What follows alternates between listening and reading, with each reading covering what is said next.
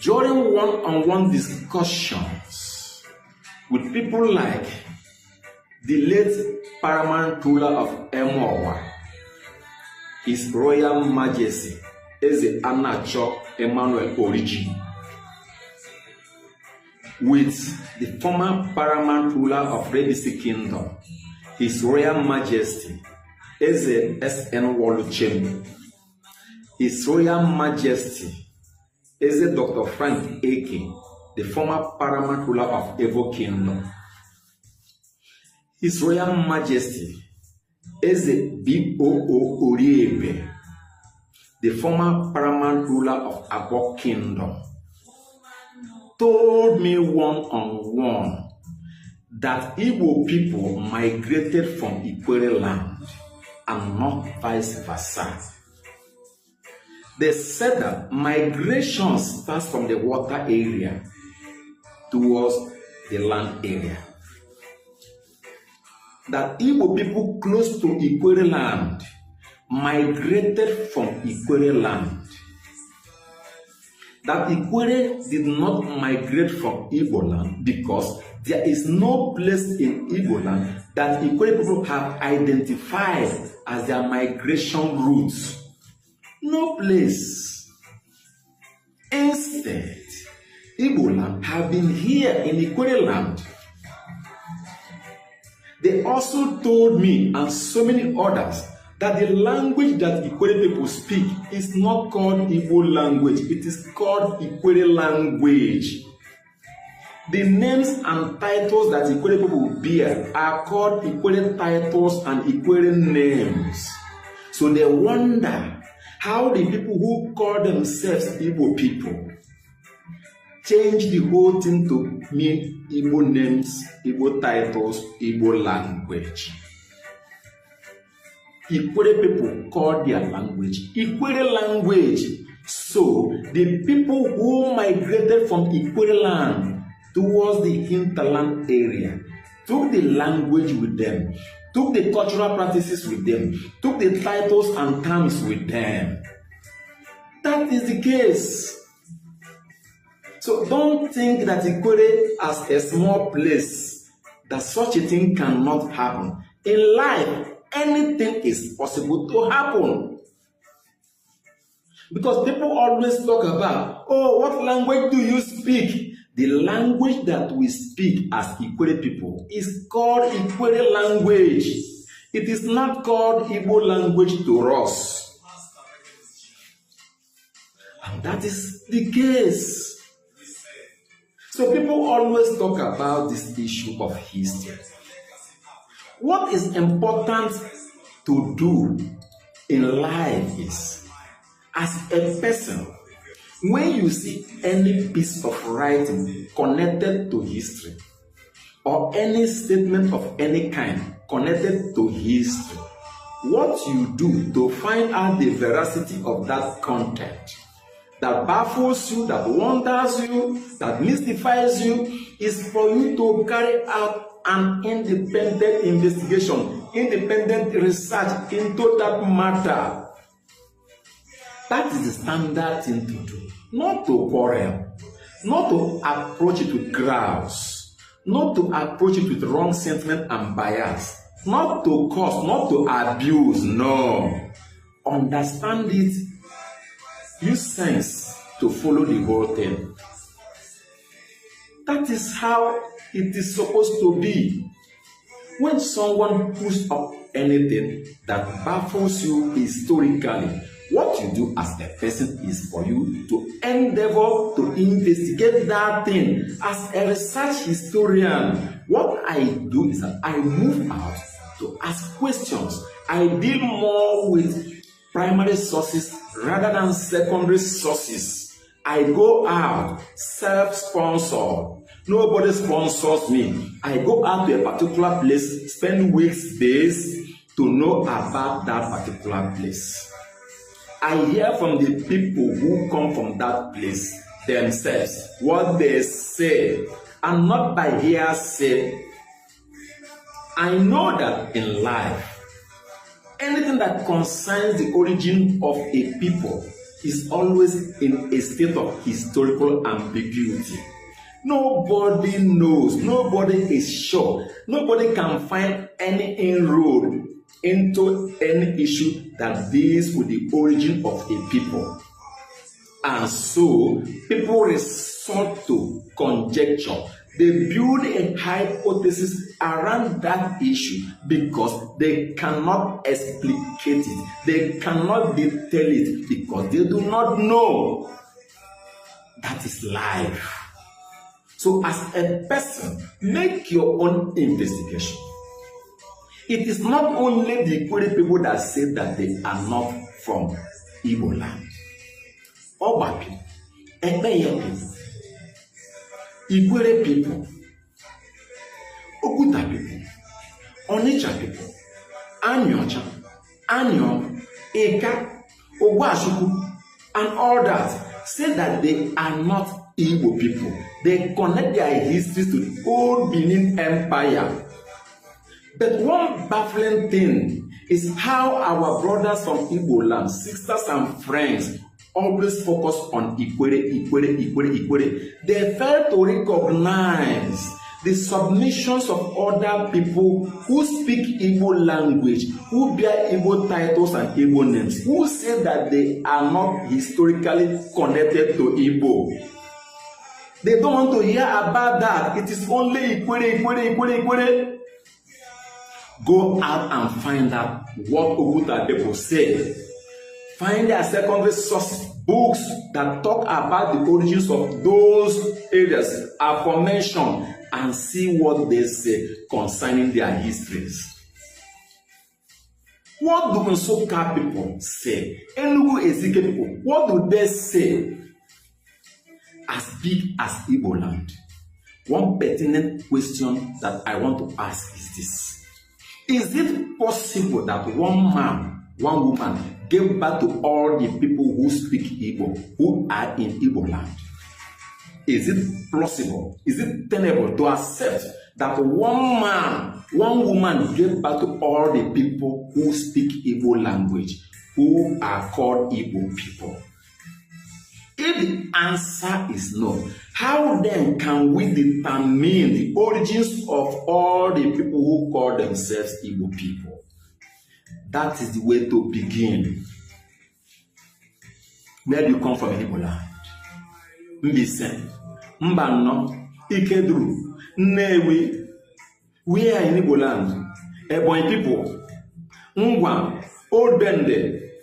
Wherever you come from Igbo land, begin a project to know where your people came from. Where do your people come from? Where did they come from to settle at the places where they settle? Where? Are you also aware that Arochukwu people are not Igbo people? Have you read about the Aro history? Have you heard about the Arodim history? Arodim, as they say, came from Israel with Igbo. Arodim is not Igbo. He came from Israel with Igbo and settled in Igbo language and Igbo land. Arochukwu people speak Igbo language. How come they do not speak the Jewish language? I know that Igbo land did not fall down from heaven. Igbo land emerged as a result of migration. Where did they migrate from? Of what language did they come into Igbo land with? That is how we begin it. So do not wonder if Ikwerre people say they came from Benin and they do not speak Benin language. Where did your own people come from? What language did they come with? That is how we begin it. Because some people say Igbo land came from Israel. Do they speak the Jewish language? Do they bear the Jewish names? No. Igbo land, as big and vast as it is like a confluence where so many ethnic groups came together to form the Igbo nation. It is so with even Ikwerre land. It is so with the Ogonis. It is so with the Yorubas, the Hausas, the people of Ashanti. Everywhere in the world, no one man, no one woman gave birth to all the people there. It is not possible.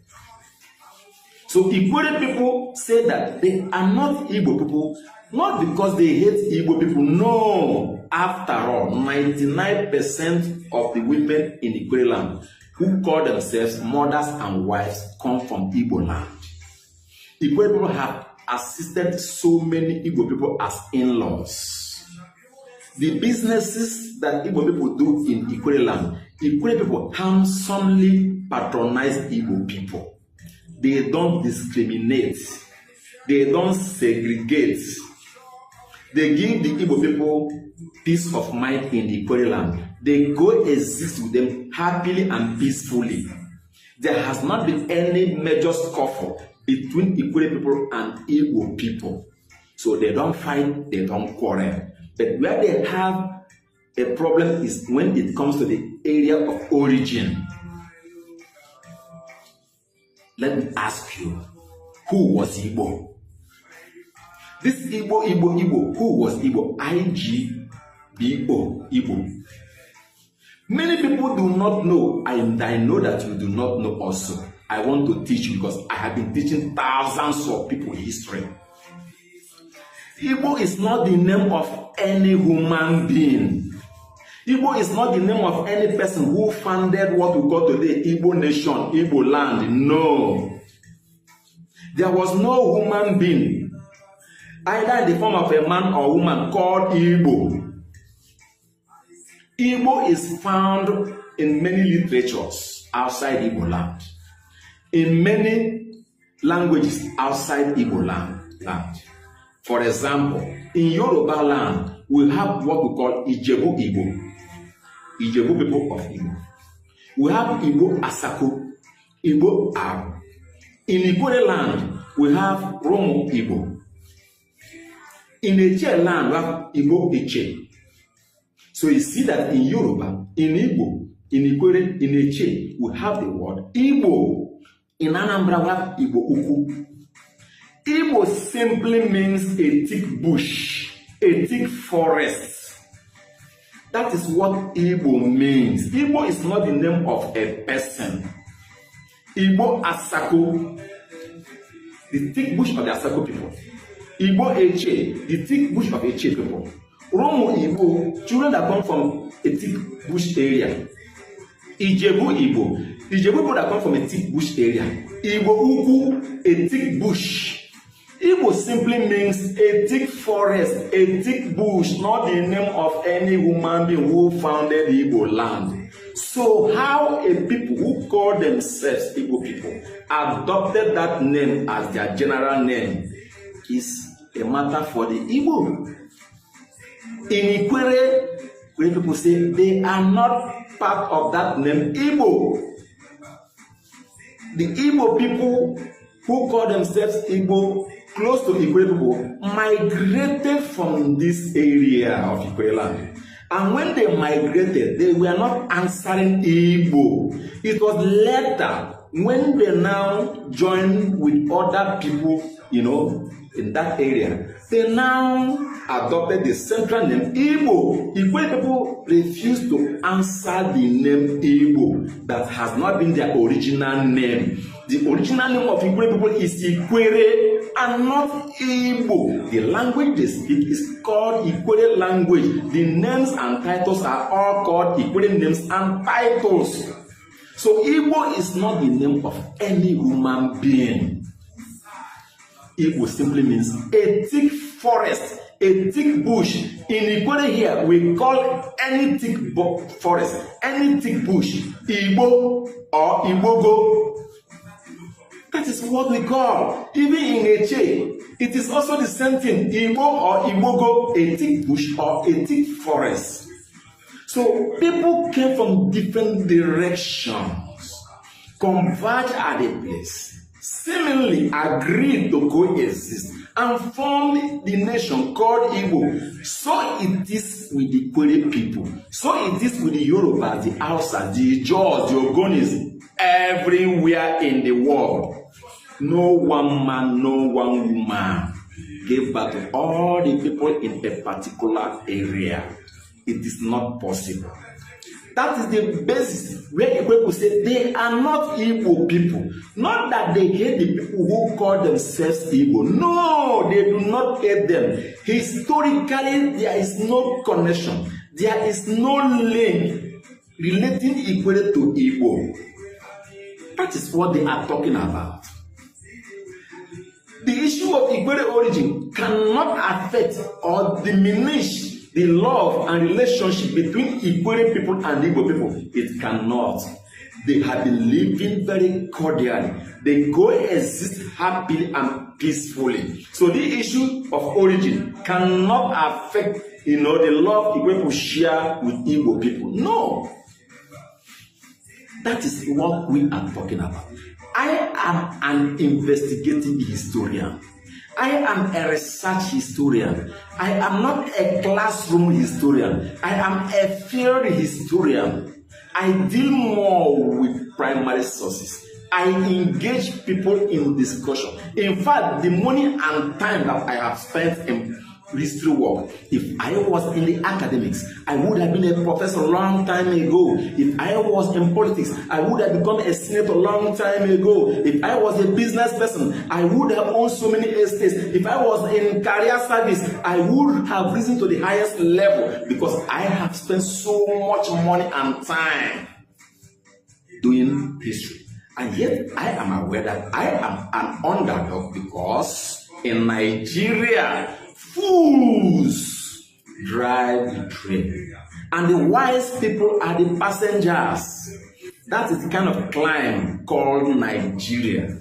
And I'm not bothered. I like what I do because I impart knowledge, into people. That is what I have been doing.